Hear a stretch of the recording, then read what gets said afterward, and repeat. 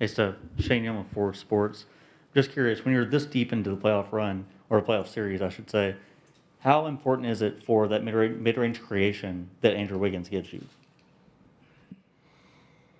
It's important what everybody gives us. I think there's adjustments from game to game um, that you either prepare for or you kind of meet head on in the middle of a game.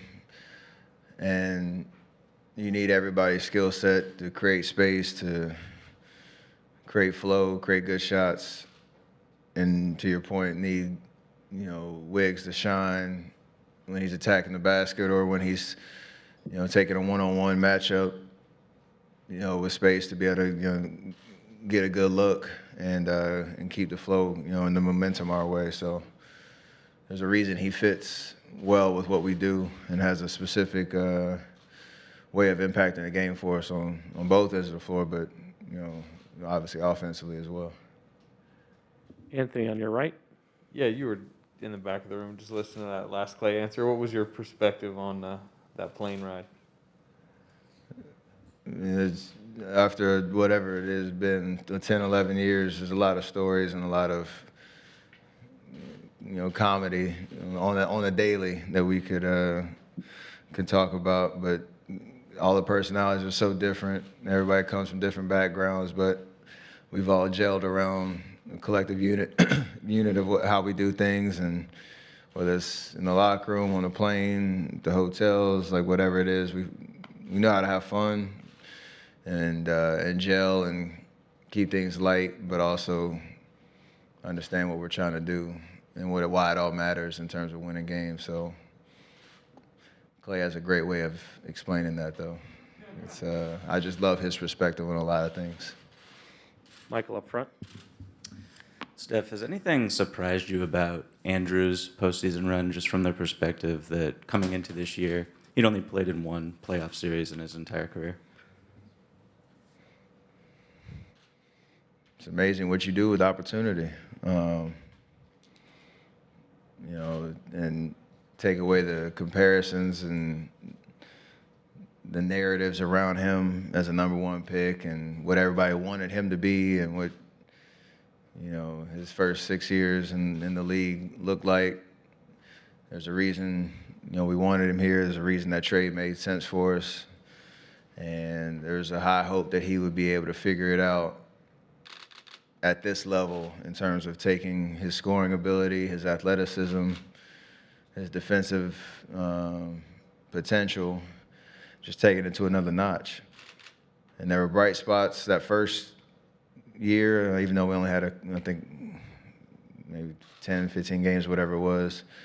And then last year, taking another stride in terms of his consistency on a daily basis to this year where he's an all-star starter.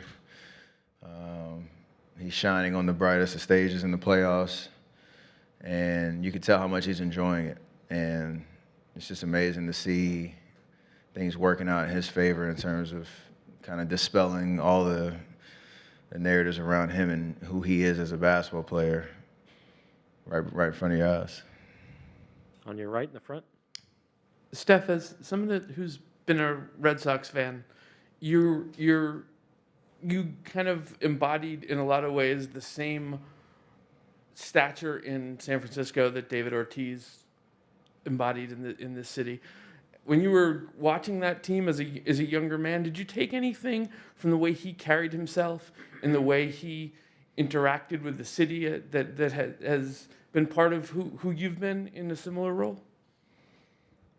I wouldn't necessarily say I learned. I was just inspired by it. Like you said, Seth Curry's the big Yankee fan. I'm the big Red Sox fan. And growing up in North Carolina, like I didn't get to come up here ever to go to games or anything, but you just watched and enjoyed the history and just those iconic moments that Big Papi was always a part of, even the championship moments, and the way that he was kind of an ambassador for the city, a spokesman for the city, and just the I guess the reception and the chemistry he had with this town. So all of that is inspiring for sure. I had my a raver of a bachelor party at a Red Sox game for, back in 2011, and I got to come, go to 2 games in the inter league series against the Cubs, and I got to connect with him for the first time and meet him. He gave me a bat.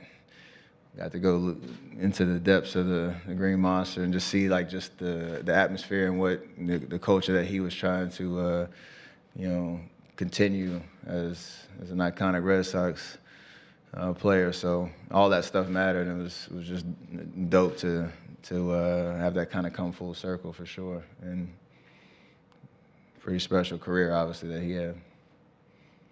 Cassidy in the back left. Steph, Kerr was basically saying that he doesn't know how Clay has the success as Game 6 Clay. How do you see that from Clay and how he has these moments? And given how Draymond said that he expects you to be livid heading into this game, do you feel like you can channel to having Game 6 Steph?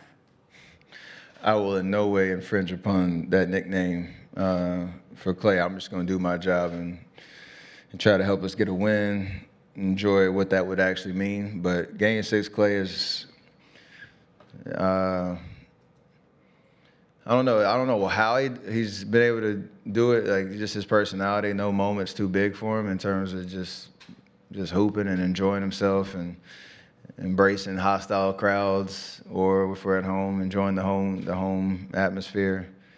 Obviously, the OKC game is the one that's at the top of the list in terms of how much that meant individually and for us as a team to come back in that series. So he has a knack for those type of big moments. It just so happened to be Game 6, and he has another opportunity to add to that tale tomorrow. Al in the middle. Al Sarasovic, San Francisco Examiner. Steph, you're one win away from a championship. How do you balance the magnitude of that moment with the need to remain focused and calm and play another basketball game? And what kind of advice might you be giving to some of the other younger teammates who are facing this for the first time, perhaps? Thankfully, I think, having been here 6 times and been in a lot of different closeout type of opportunities, you just understand what the nerves are like. So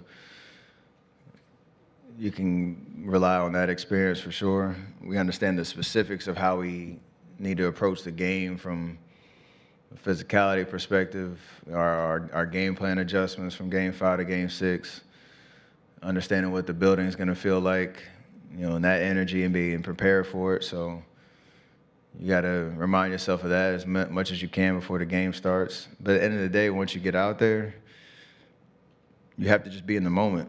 You got to be, present as much as possible, not worry about the consequences of a win or a loss.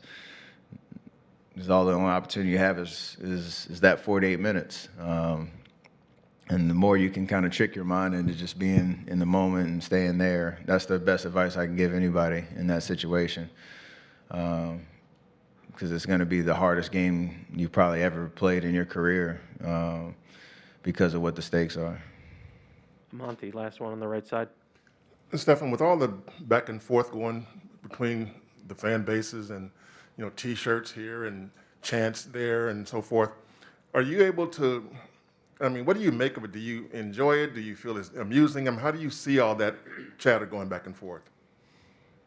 I'm the petty king, so I know all about everything, and I use it as entertainment and just have fun with it, because the more you're on the stage, the more you realize the attention that's on you, how much it means to each fan base, how much it means to the cities.